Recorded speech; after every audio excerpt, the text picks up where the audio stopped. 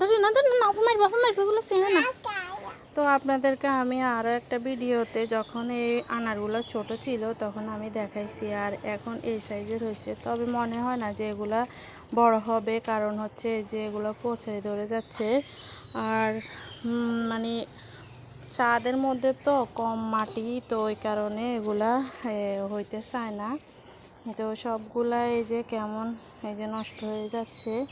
তো ধরছে, প্রথম অবস্থায় যাই ধরছে আলহামদুলিল্লাহ, কিন্তু নষ্ট হয়ে যাইতেছে। আর দেখেন এই যে গোড়ার মধ্যে অনেকগুলো শাক কি সুন্দর হয়ে আছে, যে আমরা মাঝে মধ্যে এগুলা নিয়ে ভর্তা করে তারপরে খাই। মাশাআল্লাহ অনেক সুন্দর দেখা যাইতেছে। এই যে অনেকগুলা শাক, যাদের ছাদে জায়গা আছে তারা এভাবে শাক সবজি সব কিছুই করে খেতে পারে। এই যে দেখ।